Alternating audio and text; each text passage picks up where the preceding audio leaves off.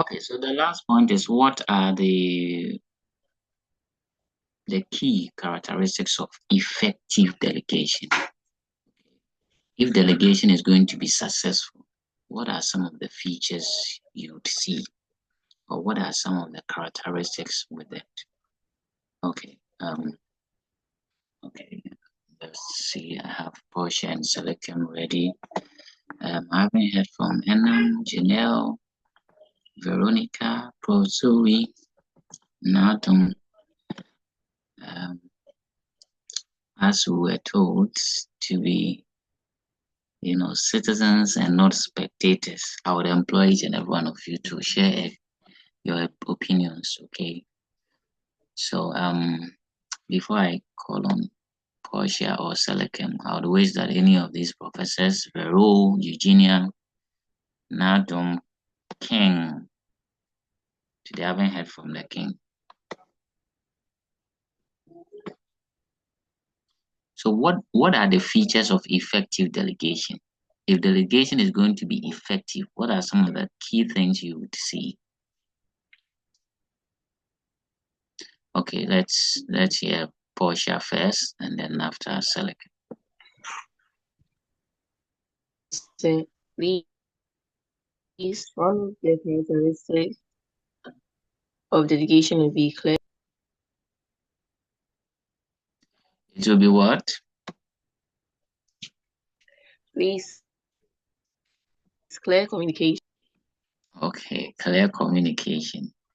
Okay, so that is true. Or you could say effective communication, right? So wherever delegation is very successful, there are clear-cut communication. You see that the superior is able to communicate clearly to the subordinate, and the subordinates are also able to communicate clearly to the superior. As a matter of fact, delegation can be possible through communication, because communication is exchanging information. So even in the first place, to be able to assign the task to the members, you have to communicate. And for the members to also tell you what they are doing or give you feedback as to how they are executing the task, they will have to be communicating to you. So communication, or effective communication, is one of the key features to making delegation more effective. Okay. Selikem, let me hear you. So please, it builds trust because there will be confidence in the team members' abilities or skills. Okay, so the point is for effective delegation, there should be that level of high confidence and trust between the superior and the subordinate, right? Thank you for that point. So one of the features of effective delegation is there is high level of trust and confidence. Okay, great. Let me check on other professors. Prof Vero.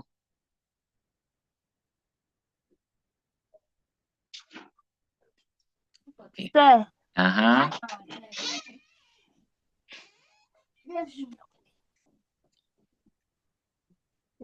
Any idea as to what? Please, I'm thinking of the answer. Okay, so Prof Vero is in the thinking process. Well noted. But thank you for responding to my call. Okay, thank you. Okay. So Prof Vero is still thinking through. Are my other professors thinking through? Nadum.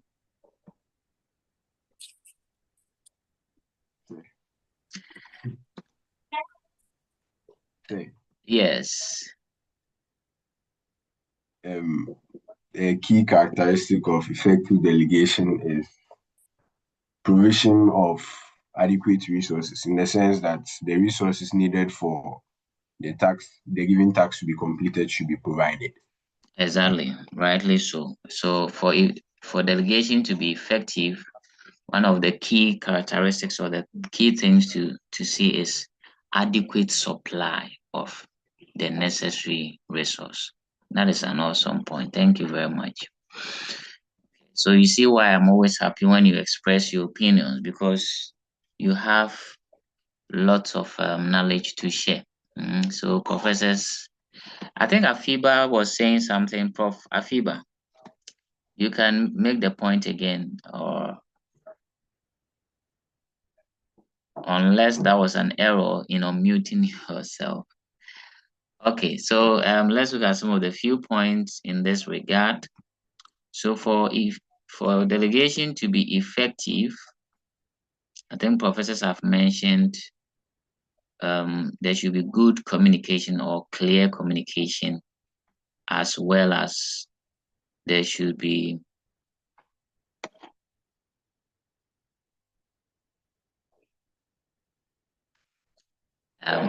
there is adequate supply of resources, right? So for every effective delegation, there is adequate supply of resources. There is also high level of trust and confidence in the members or the subordinates. Okay. Okay, so these are a few points.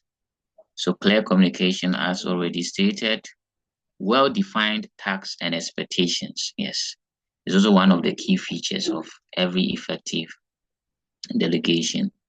Adequate guidance and support. And so let me add adequate supply of needed resources. Okay. Then establishment of accountability and monitoring. Okay, so one of the key features of delegation is a robust accountability and monitoring system, okay, to check progress. And also there is flexibility and what? Adaptability. So for example, your father delegates a task to you to go and wash his car, right? If he's rigid about what or how you should get the car washed, whatever he has told you to do probably may not be achieved. So there'll be some inefficiencies in there because he's too rigid. But if it's flexible, if it is flexible and you can adapt, for example, you check around and you see there's no proper washing bay, and then you want to do it yourself, right? But if you give strict, rigid directives that take you to maybe washing bay A for it to be washed, without giving room for any flexibility that, okay, in case you go to A and they are not available or there are issues, you can take the option of making sure the car is neatly washed. Okay, then you go to A, maybe their shop is closed. What do? You return the car back, right? But if there's that flexibility, you would employ your skills and expertise, your knowledge to make sure the car is washed by either taking it to a different place or doing it yourself. So for effective delegation, there should also be that flexibility and adaptability. But unfortunately, it's lacking in most of the delegated tasks we see in reality. So professors, these are questions that we had to answer for this case study about delegation. I want to believe you all appreciate the discussions so far. So if you look at the questions, the key terms you can pick from the case study is about the benefits of delegation, how you can delegate effectively, okay, and the key features of effective delegation, as well as how to ensure that a delegated task is completed at a higher level. And finally, some of the problems or the risk of delegating, right? Okay, so that sums up our topic for delegation.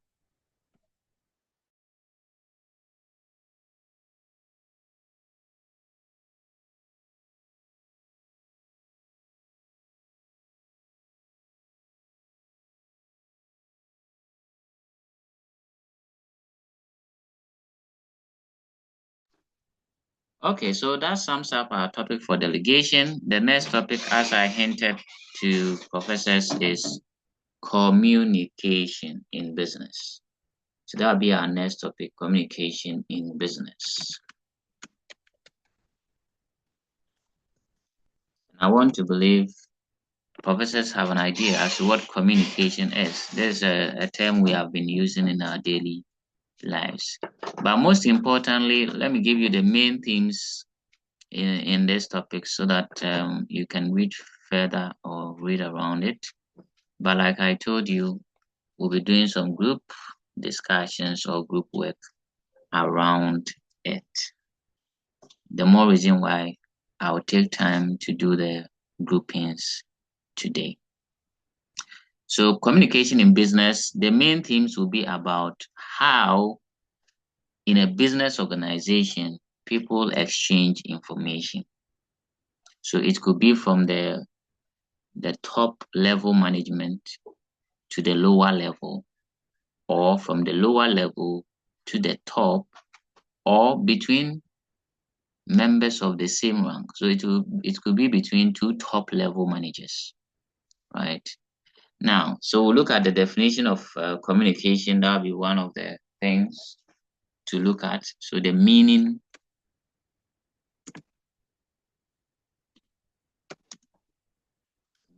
of communication.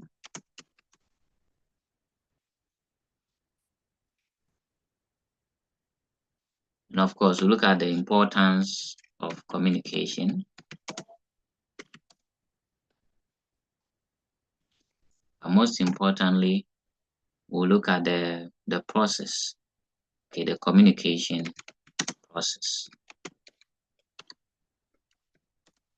Because communication is not a simple process. It goes through various stages, or there are various steps in communicating. For example, if Prof. Janelle wants to communicate with probably a teacher in school this morning about a certain topic, she would have to go through a process, right? She cannot just communicate. She has to do A, B, C for that communication to be realized. And so those are the communication processes that we would have to look at. And then most importantly, we also look at how, or the medium through which we can communicate. So that's the channels of communication. Look at the various channels of communication. Now let me ask professors, if you want to communicate, for example, with a friend, probably you are in Accra, your friend is in Takoradi, how do you communicate? Let me get a few reactions from, if not all of you, majority of you. How do you communicate with your friends? Just share. Yes, I know how, but I want to know from you personally. Yes, Prof. Portia.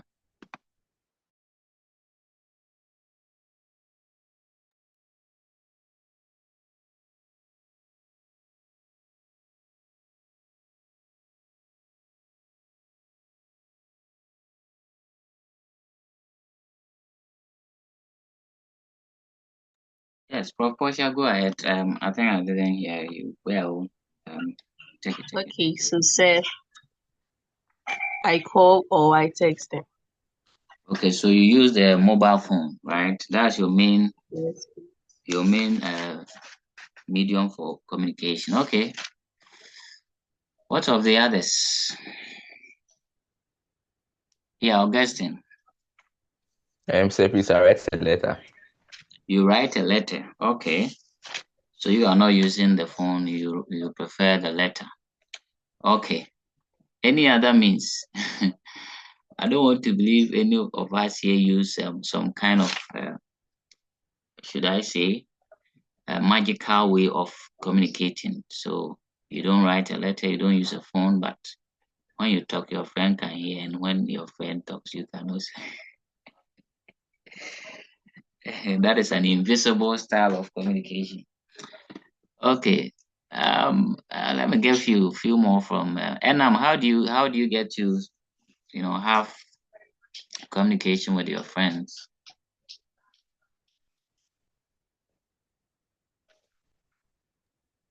Please, I using a mobile. Okay, I think most of us rely on the mobile phone. Okay, let me share mine. For me, what I do is, if my friend is in, say, Takoradi and I'm in Accra, I walk all the way to his house and ask him, "Hello, good morning, how are you?" If he or she responds, then I walk back to my home. That's funny. Yeah. Okay, so that is to say there are various forms of communication, right? And I remember one time I was standing at in my room and I was making gestures and signs, right? And my friend was able to know what I was talking about from his or her home. Don't ask me how. I know how I do my communication. So apart from the channels of communication, we'll also look at the various forms of communication. The various forms of communication. And again, let me ask, if you see a policeman stationed and directing traffic, how does the policeman do it?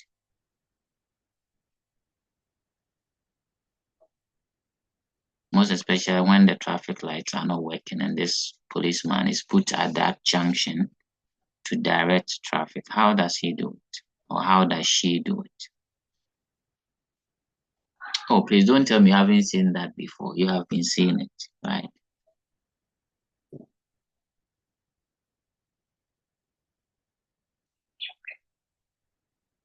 So let me ask the gentleman. Okay. Okay, I think let me talk to Zoe. Zoe, I'm sure you would have seen a policeman, directing a traffic before. How do they do it?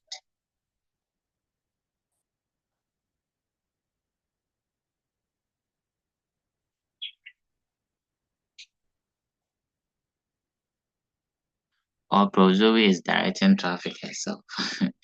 Okay, Eugenia.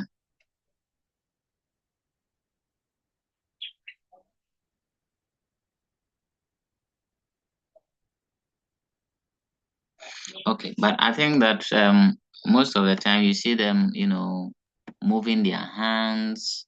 You know, there are some of them they add more gymnastics to it, even their legs and stuff, right? But you hardly hear any sound from them. It's more of the hands. Okay, they raise it, stop, then they'll be moving the other ones, come in that way. So that is to give you the inclination that in communicating, sometimes you don't use spoken words, right? But you can use your body, okay, gestures, right? And people can really understand what you are saying. And even the examples that you give in the letter, for example, you don't use spoken words. The words you use are written. So we'll look at the forms, all these forms of communication, whether you speak it, whether it's oral, written, or gestures or body posture. Okay, so we'll look at the forms of communication as well. Then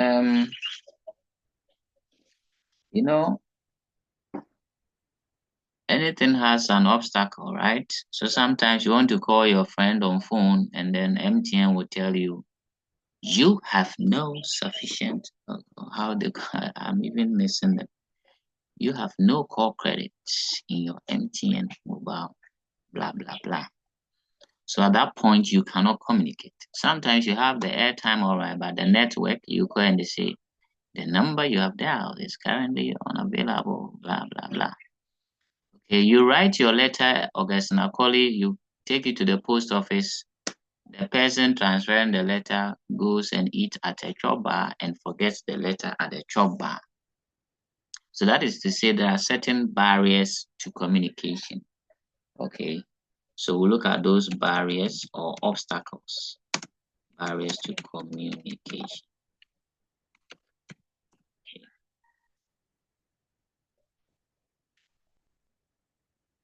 of course, we look at how you can overcome the barriers of communication. Okay. So these will be some of the major themes that we'll be discussing under the topic communication in businesses.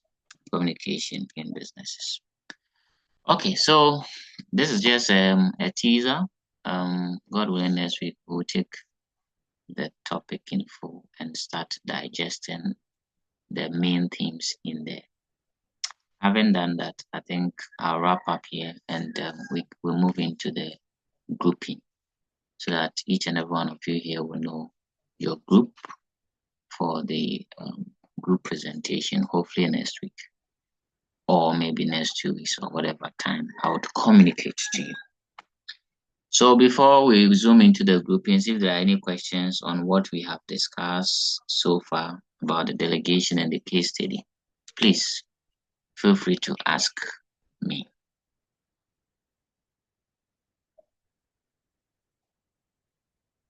Well, I think I need to make a comment on the assignment I gave. Explanation to the Latin phrase. Please, who remembers the Latin phrase on delegation?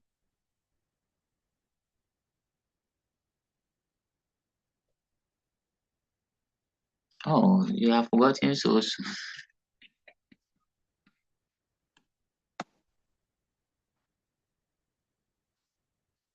Okay, Josephine, yes, what was the phrase? Delegatus non poter delegare.